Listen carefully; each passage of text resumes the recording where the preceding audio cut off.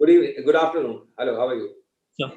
Sir, आपने migrant workers की बात करी, उनकी ट्रांसपोर्टेशन की, ट्रेन्स को यूज किया जा रहा है। जो रेलवे मिनिस्ट्री का कहना है कि अगर दोनों स्टेट्स जहां ट्रांसपोर्ट होना है और जहां से ट्रांसपोर्ट, जहां जो डेस्टिनेशन है और जहां से शुरू कर रहे हैं, वहां से दोनों स्टेट्स तैयार हैं, तो मिनिस्ट्री इस बात को देने को तैयार है। आज भी सुबह ट्रेन एक चली है जो कि तेलंगाना से शुरू हुई है और झारखंड के अंदर हतिया में पहुंचेगी। तकरीबन 500 वर्कर्स पूरी प्रिकॉशंस के साथ उनको भेजा गया है। तो क्या आप इससे अब इस स्टेप से कांग्रेस पार्टी सेटिस्फाई है? दूसरा ये कि एक बात पहले कर लें। आप अपने प्रश्न का अपने आप उत्तर समझिए। क्या आप संतुष्ट हैं आम आदमी के तौर पे ये एक ट्रेन का उदाहरण देके? क्या आपका उदाहरण मेरे पॉइंट को अंडरलाइन नहीं करता, दोहराता नहीं? आप सोचिए, ये कोई ब्यूरोक्रेटिक खेल चल रहा है कि आप अनुमति के लिए वेट कर रहे हैं, और कोई स्टेट है भारत में जो कह रहा है कि हम बस के लिए हाँ कह रहे हैं, ट्रेन के लिए ना कह रहे हैं, और आपने 45 दिन बाद ये एक ट्रेन चलाई है, वो भी इतने विरोध के बाद। हम आज बात कर रहे हैं आपके सर्कुलर का। आपने सर्कुलर इशू किया है 29 तारीख को, आज 1 तारीख यानी परसों शाम को। उसमें क्या लिखा है? ये सही है क्या? विरोध हमने किया, हमने कल भी किया, आज हम औपचारिक रूप से कर रहे हैं। आपने किया, विपक्ष ने किया, तो आपने आज बोल दिया कि एक ट्रेन जा रही है। 29 तारीख पे लिखा है सिर्फ बसेस, और एक ट्रेन नहीं महाशय, कम से कम 500 ट्रेन। ये आपने अगर 20 पहले किया होता तो स्लोली ये बढ़ता है, एक साथ नहीं बढ़ता है, ये रैंप अप करना पड़ता है, इसके लिए प्लानिंग पड़नी पड़ती है। तो आपका प्रश्न बड़ा सटीक है, वो इस बात की उदाहरित करता है कि एग्जैक्टली यही हो रहा है। नी जर्क रिएक्शन, आपने कुछ कह दिया यानी 29 के बाद का रिएक्शन है, उसका विरोध मैंने किया तो ऑन द स्पॉट एक नई नीति बन गई।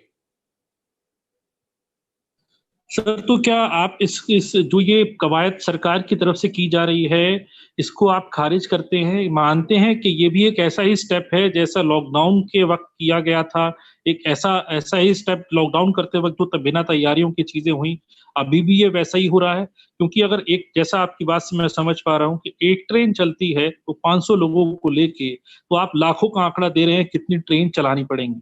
नहीं, मैं तो समर्थन कर रहा हूं, मैं कह रहा हूं जीरो टू लेट, ये कह रहा हूं। टू लेट शुरुआत हुई है 0.1% से। अब हम इसका इंतजार करते हैं, हमने निंदा की है, इसकी त्रुटियां निकाली है, तो मैं आशा और विश्वास करता हूं कि कुछ हफ्तों में बढ़ेगा ये।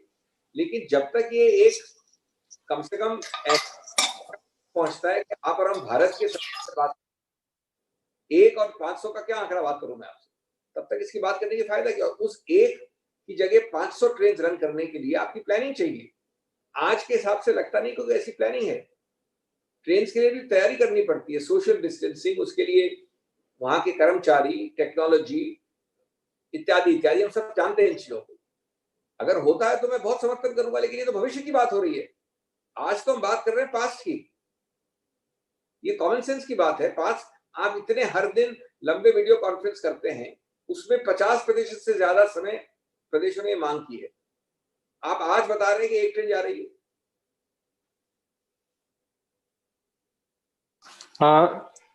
Will go to the next question. मैं आता हूं उमा आपके पास। रमन जी है, उसके बाद सुनील प्रभु।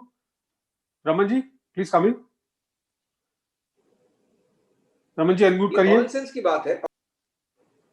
जी बस सर, मैं ये सवाल पूछना चाहता हूं कि अभी कुछ देर पहले महाराष्ट्र के मुख्यमंत्री उद्धव ठाकरे ने कहा कि जो ग्रीन जोन है, जो इलाका ग्रीन जोन में पड़ता है, उसमें हम छूट देंगे 3 तारीख के बाद, और रेड जोन वाले को छूट मिलने की चांसेस काफी कम है। आपको लगता है कि यही फॉर्मूला प्रधानमंत्री अभी, अगर उनका देश के नाम जब संबोधन होगा, यही चीज पूरे देश के लोगों को भी वो बताने वाले हैं? पहली बात तो मैं मान के चल रहा हूँ कि करीब करीब जो माइग्रेंट लेबर का इशू, उस पर बातें कर ली है। नंबर 2, मैं भविष्यवाणी नहीं कर सकता कि माननीय प्रधानमंत्री 3 तारीख को या 4 तारीख को क्या कहते हैं। नंबर 3, जो मुख्यमंत्री महाराष्ट्र ने कहा है वो कॉमन सेंस की बात की है।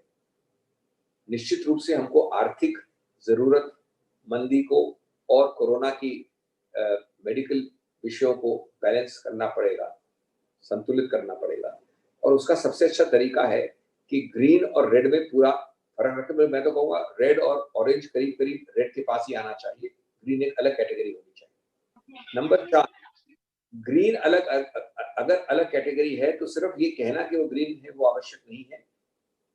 इस ग्रीन कैटेगरी को कैसे सैनिटाइज किया जाए, इसके और लाल के बीच में दीवार कैसे लागू हो, यही चुनौती है उत्तर प्रदेश की।